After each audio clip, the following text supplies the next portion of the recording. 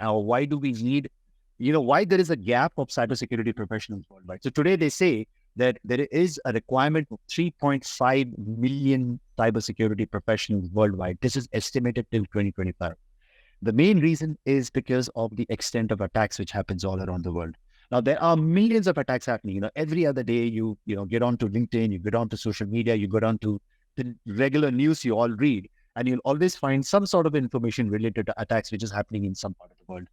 This morning I was in fact reading something which happened in a maritime industry where a team of hackers, in fact, they hacked into a system of a cruise liner, and they in fact switched off the entire electricity of the cruise liner and diverted the cruise into a position where the cruise finally went and attacked into a bridge. That is devastating because it affects lives of individuals, it affects life of the passengers in the cruise, it affects infrastructure as well. This is the extent of attacks we see today. To give you an example, and again, you must have all heard about, probably you could also go and Google this as well. Two of the largest resorts in Las Vegas in the United States, one of them called Caesars Palace and the other one called MGM Resort International. Both of these resorts were a victim of a huge cyber attack last year. Caesars Palace, in fact, they paid $15 million in order to get their data back from the cyber attackers, from the cyber criminals, right? Whereas MGM Resort, they lost almost an estimated of $100 million just to get their data back. And the extent was so big that, the customers of the MGM Resort, they were not able to use their key cards to get into their rooms. They were not able to use a slot machine because a lot of people go to Vegas because, yes, they want to do a bit of gambling. They want to play a little bit in the slot machines. And that is revenue for the resort. Now, imagine when those slot machines completely stop working just because of an attack, that is millions and millions of revenue which the organization loses, right? They, in fact, had to get a manual process in place so that, they couldn't rely on their systems and their networks until and unless they have a proper security infrastructure being implemented. And for that, they estimated around $100 million of investment, right? Now, these are the kind of attacks we see all around the world. And we need professionals who can help and support such kind of organizations in saving those millions and millions of dollars which we pay today to cyber criminals.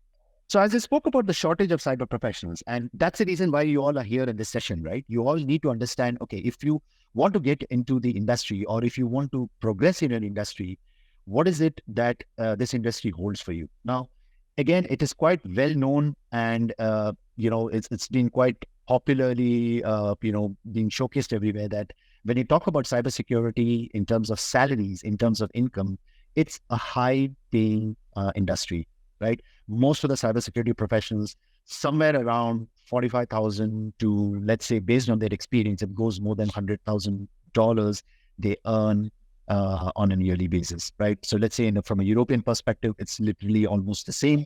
Depends on the country you are in, but in terms of the salary, it is quite high, which means that the average, because of the average income is increasing, the requirement of cybersecurity professional is on a rise, right?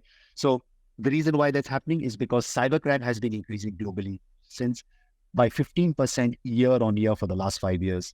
In terms of ransomware damages, as of last year, estimated was about $30 billion. Now, there are a few organizations who, in fact, report a ransomware attack. What if there are other organizations who don't even report about it because it is brand reputation for them? So imagine when they report such kind of an attack which is happening, it is definitely going to spoil their reputation. So you might find a lot of, these sort of attacks which completely goes unnoticed. So estimated about $30 billion is the ransomware damage which we see, right? In terms of global spending on security awareness training, now that is huge as well. It's predicted to reach $10 billion by 2027. And that is true. The reason why, because, security is just not for, let's say, professionals or cybersecurity professionals who want to work in the industry. But security awareness is very important for each and every individual in an organization, be it, professionals working in the finance industry, they are, or they are in marketing, or they are in logistics, or they are in human resource, or they are in administration. Every person holds a responsibility when it comes to security. as simple as clicking the right email, as simple as clicking the right link, as simple as even looking at whether the email is coming from the right source or not. So it is very, very important for organizations to go through basic security awareness training, because this is the need of compliance every organization needs today. And as I said, 3.5 million open roles are out there for all of you to go and explore on. And this is the estimated as of 2025. By today, it must have increased because I'm still waiting for the latest report as we just started off the year. But as of the report, what we have so far, that's the number which you see where there is a huge gap which needs to be filled. Right. So connected to the same one, as I said, a lot of organizations as well today are investing heavily in training. So today, if you're working in some of the large organizations, they do have a training budget every year, which they need to spend so that they can upskill their own employees within the industry. So there are quite a lot of investments which organizations look for when it want to address workforce gap. And a few of them, what you see on screen, it could be, let's say, providing career paths. It could be establishing, diversity goals. Diversity goals is probably having an equality between male and female employees within the department. That's extremely important, because at one point of time, they always used to say that cybersecurity could be a male-dominated job, but today we have a lot of women as well joining the industry, and which is a very good thing. So diversity plays a very, very important role in such areas as well.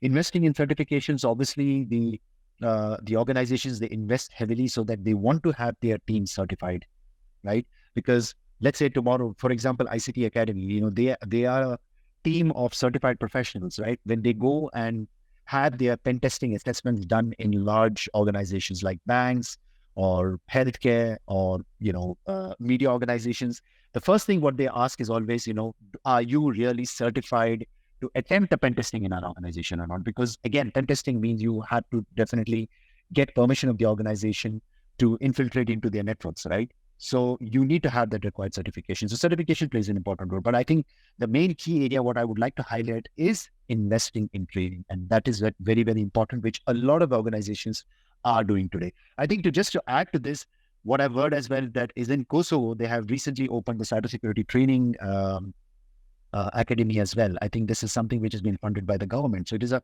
very, very good initiative, which the government of Kosovo has really thought about, because this is an industry which really needs professionals to grow within that space. Right. So coming now to what CCT is all about, right? So you all might be, a bit, let's say, inquisitive to understand what this program is all about, right? So CCT as a program is an entry-level certification.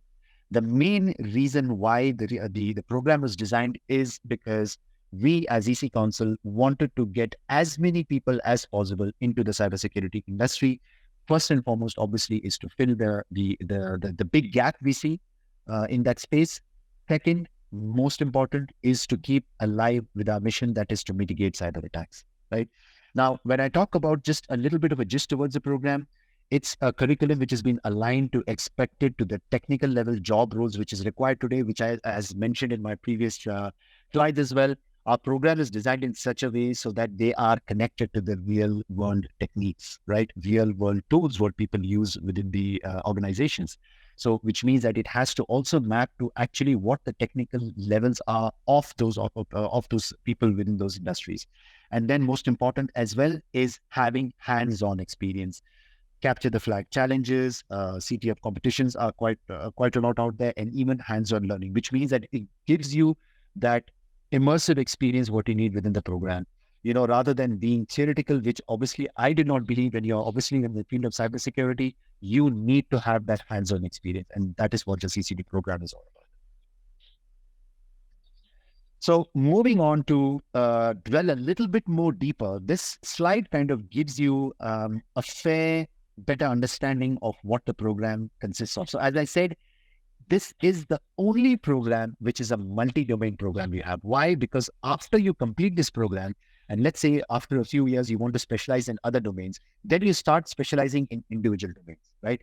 But CCT as a program teaches you the fundamentals, or I would say the entry-level positioning of each and every element of cybersecurity, be it ethical hacking, be it network security, be it digital forensics, be it security operations as well. So you learn about elements of governance and compliance, risk management, incident handling, operational technology, OT security, how to configure your assets and asset management, network troubleshooting, application security, even business continuity and disaster recovery. So if you look at in a nutshell, it completes the entire cybersecurity, let's say, domain, which you all, should be interested in knowing, involving. So learning this program or getting involved in this program gives you an understanding and gives you the knowledge of each and every element of cybersecurity, right? So I think this is a very important slide for all of you, because this kind of gives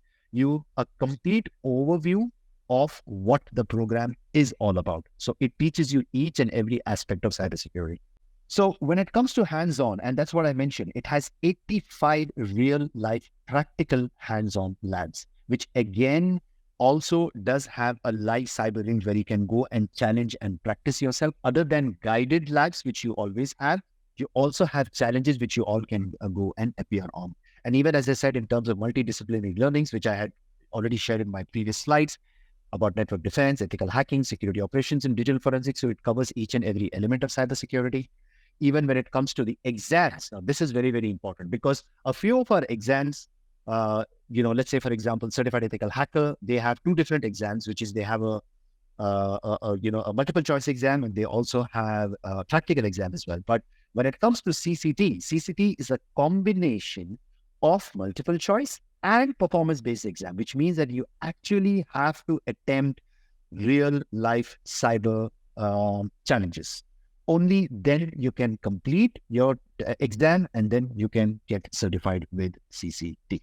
So when it comes to lab exercises, again, I'm not going to be dwelling, quite deeply into all of them, but this kind of gives you a little bit of an idea towards what are the technical aspects of cybersecurity you're going to be learning within the lab exercises which we do have. So you will learn about how to create a Trojan and gain access into your target systems, how to manage access controls in Linux machines, for example, how to actually create a virus and infect the target system. So this comes under the ethical hacking essentials program, implementing network-based firewall functionality, how to acquire volatile information from a live Windows system. So there's quite a lot of areas, just not from the ethical hacking perspective, but also from a network defense perspective towards what you're actually going to be attempting within the labs, what you will have in the program. So the exam and training information, which I shared a bit about it. So overall, you have about 60 questions as part of your exam.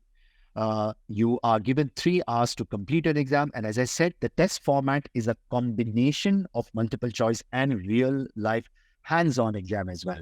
It is just not one of them. So you have to attempt both of them as part of the exam in order to complete your exam. Now, the total training, let's say that if you want to take a physical training within ICT Academy, the total program is for 5 days. So within 5 days, you can actually get certified as a CCT, a certified cybersecurity technician, right? But when it comes to performance-based, when it comes to the exams, as I said, it's a combination of both of them together. Some of the reviews, again, I'm not going to go very deeply into it, but these are some of the, some of those professionals who have taken the program, and they, in fact, talk about how the program has really helped them in their careers, how it has helped them to build confidence in what, which area of cybersecurity they are working in.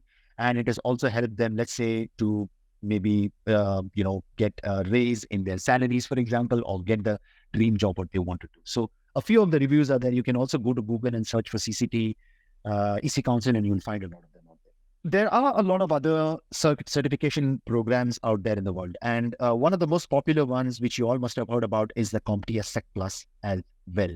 Now, when you compare both the programs together, I'm not saying that Sec Plus is not a complete program, right? Sec Plus is a great program for those professionals who also are interested to get into the security industry. But as apple to apple comparison, when I talk about here, right, CCT has far more content than Sec Plus.